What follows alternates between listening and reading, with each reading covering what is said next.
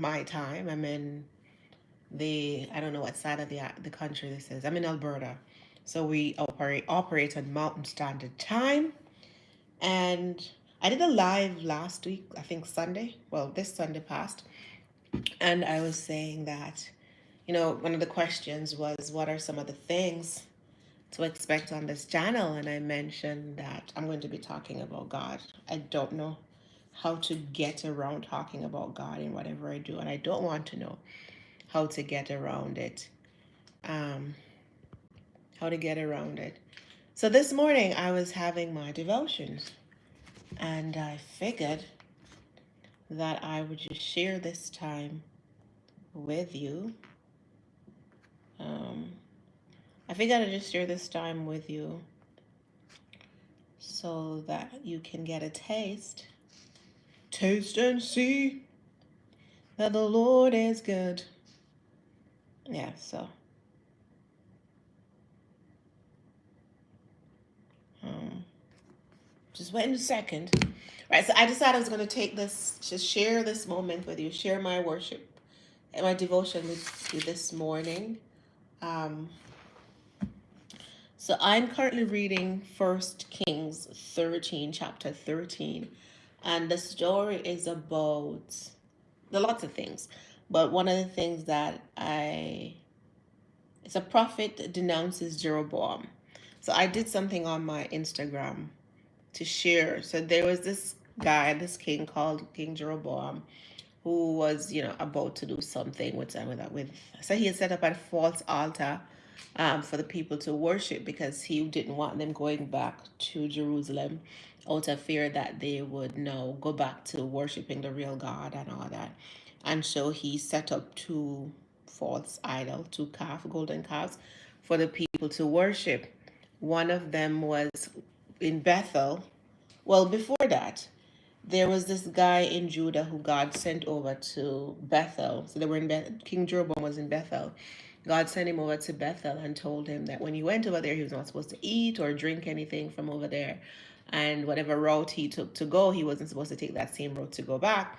And so he went and King Jeroboam, he chastised King Jeroboam for setting up the idol. King Jeroboam was upset and was about to strike him or to punish him, and then his hand froze in the air. The guy from Judah came and he prayed for his hand. His hand was healed, and all of that. So afterwards, what happened now? He ended up going to a prophet's house to eat. But for this morning's devotion, two things I'm focusing on. And one is that in verse 1 of chapter 13, it says, and the Lord command, and the Lord command, and at the Lord's command, a man of God from Judah went to Bethel, arriving there just as Jeroboam was approaching the altar to burn incense. And so what's interesting with this is that the word Bethel means house of God. And so the fact that King Jeroboam was in the house of God, setting up a false idol, or setting up an idol and a false altar for the people to worship, it stood out to me because sometimes we are in church, we're in the house of God, and where they're making false idols, where they're making gods out of other things. One of those things is, for example, when we're in church, sometimes we get so caught up with the form of worship, the kind of instruments being played, who is wearing what, the order of worship, and all these different things. So we get so caught up with those things that our attention and our focus is now diverted from God to these different things that we've made into idols. So instead of worshiping God, we end up worshiping these different things. And so we have to be careful that even while we're in the house of God, we don't get so caught up with the other things that they distract us from worshiping God. The other part that stood out to me was that King Jeroboam made two idols. He set up one in Bethel and the other one in this place called Dan. As I just mentioned, the word Bethel means house of God. But then Dan, so this is my Bible commentary. So this is my main supplementary, my secondary resource, main one. I use others, but this is my main secondary resource for studying the Bible. And it's Andrew's Bible commentary. It says light, depth, truth. And one of the things that is pointed out in the Bible commentary is that Dan had always been the place where the gods and goddesses of fertility were worshipped and the God of creation ignored. But Bethel, on the other hand, is the house of God.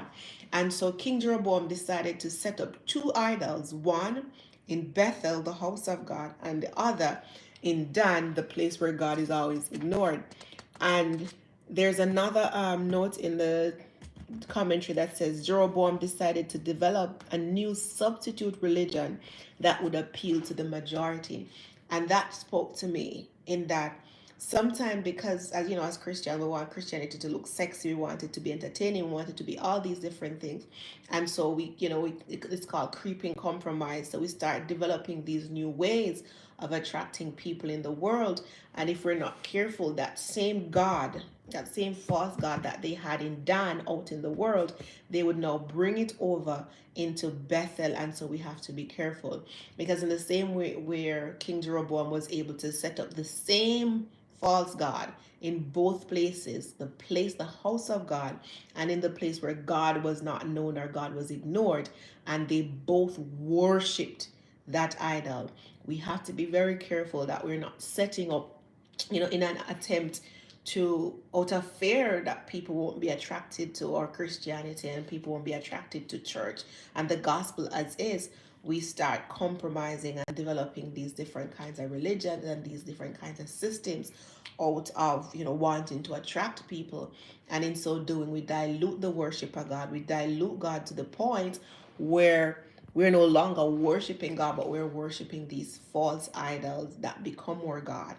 And so that's part of what I have been studying this morning. There's another part here that says, like, God had promised King Jeroboam that he would be fine, like everything would work out in his reign. But King Jeroboam just couldn't wait. He was just there, and he just had to take things into his own hands. And when God makes us promises sometimes and we can't wait on the promise to be fulfilled, or we can't wait on God, we don't want what God is giving us, we sometimes take things into our own hands, trying to maneuver and trying to figure it out the way we want.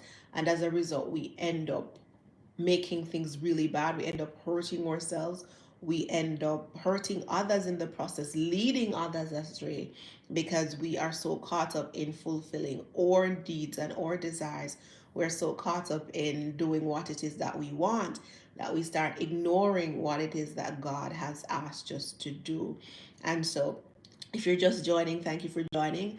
I'm just here sharing my devotion. And as I mentioned, I'm in the book of Kings, First Kings, and I'm in chapter 13, where and I'm particularly looking at the part where King Jeroboam set up, against God's wishes and against God's instructions, he went and he set up two idols, one in Dan and one in Bethel. And the one, Bethel, means the house of God. And sometimes, if we're not careful, we're in the house of God, we're in church, but we're in there creating idols and creating these false gods, because we have these other things that take our focus away from God, these other things that lead us to, divert attention. And some of these things, as I mentioned before, these are things like people dress, how people dress. We decide to become church police. And so we are so caught up in our church police and our church security duty that we miss the whole essence of being in worship. We miss the whole essence of who God is, and forget that there but for the grace of God go I. And so we go in and we point out these different sins that other people have, forgetting. Hello, Windows XP. Hello, Nick Jr. Thank you for joining.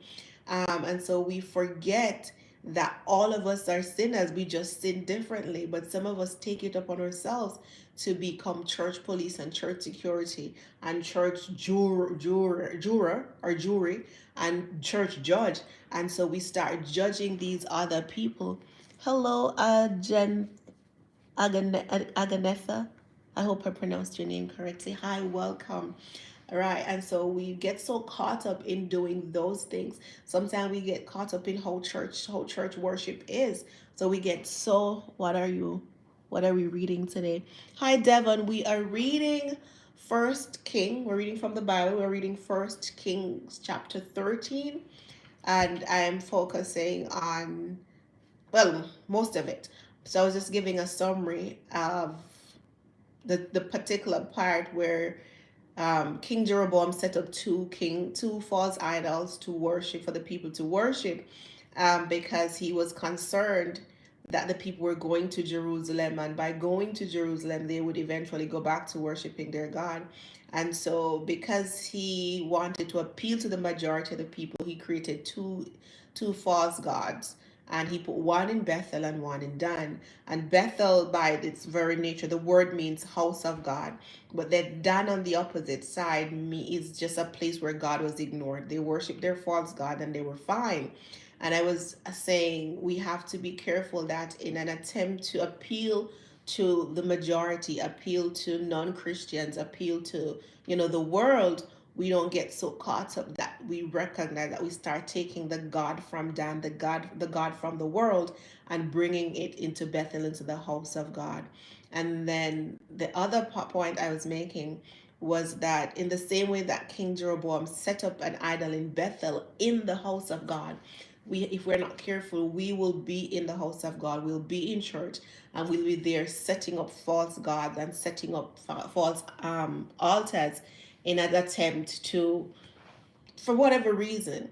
And for me, an idol or a false god is anything that diverts our attention from God. So I was mentioning that sometimes we go to church and we get so caught up with the idea that, or we get so caught up with the form of worship, what kind of instrument is objectifying God instead of the whole. Absolutely. Right? And so we get so caught up in the form of worship, what instrument is supposed to be played in church, the order of worship, what people are supposed to wear to church, and all these different things. And we get so resolute in, ensuring those things are going according to how we want them to go, to the point where we miss God and we miss worshiping God, and these things become idols because that's all we end up going to church to do. And that is just to police people and not to worship God. So we have to be very careful. And we don't need to sexy up the gospel. We don't need to make it relevant. The gospel is good news. Good news is always relevant. And so I don't want us to get to the point where we're trying to attract the world in such a way that we start compromising everything. And before you know it, we lose sight of who God is, the true and living God is, and then we start worshiping the God from the world that they will eventually bring in if we don't, if we're not resolute in just presenting the plain, thus saith the Lord. So that's what I was focusing on this morning. I did a video earlier this week about the part in the chapter where God sent this man from Judah to go over to Bethel and told him not to eat or drink anything from over there. And he's not supposed to take the same route that he took when he was going to come back. He chastised King Jeroboam. He was about to strike him. His hand froze. The man of God prayed and his hand was released. And then King Jeroboam invited him to come home with him. And the man was like, no, God told me not to. He told me not to eat or drink anything from here. I'm supposed to come back, as is. And so he did that. But then after when he was telling King Jeroboam that there are two guys in the crowd who heard, went home and told their dad was an old prophet. And the dad asked, where is he? He saddled up his donkey and he found the young guy from Judah. And he lied to him that God told him to bring him back to his house to eat. And he's like, no. And he's like, yeah, I'm a prophet too. And so I'm telling you, the angel told me that you should come home and eat with me. And so the young guy went to his house. And while he was there, the angel came to the old prophet and said, this guy disobeyed God, and so he will not be buried with his ancestors. And some bad things happened to him afterward. And the point I was making from that is that you can't believe everybody who says that they're a prophet. You can't believe everybody who says they're Christian. You can't believe everybody who is in a pulpit, right? Because sometimes they're lying. And when they come and they'll say, if it's not matching up with the plain thus said the Lord, then you want to leave it, because if we are to just go with everything that everybody says because they claim to be people of God, then we might end up losing our way in the same way that this guy did. So that's it. I appreciate you guys joining. Thank you for being here. As is customary, I pray after my devotion. So if you don't mind, I'm going to pray to end. Dear God, thank you so much for just being God, for making us so many promises, for taking care of us, for just loving us, and choosing to send your only Son to die for us, dear God. As we operate as Christians, as followers of the way, followers of you in this world, I pray, dear God, that we will just know the truth. We'll spend time to get to know you, to know your truth, so that when we are confronted with anything that is otherwise, we will know. I pray also, dear God, that we will not create idols out of anything and forget to worship you and forget who you are. May we always go back to the creator and not get so caught up with the created things that we miss sight of who you are. For everyone who's joined online, dear God, I pray that you continue to be with them, just guide and protect them, cover them today, and help them to have a really, really good day, dear Father. And I pray that we'll just continue to love you. In your name I pray. Amen. Thank you guys for joining. Windows XP fan, Nick Jr., Aganetha, and Devon Day. Thank you all for joining. And I may come back. Maybe I should do this every morning. I don't know, but we will see. But thank you for joining, and I hope you have an amazing day. Bye.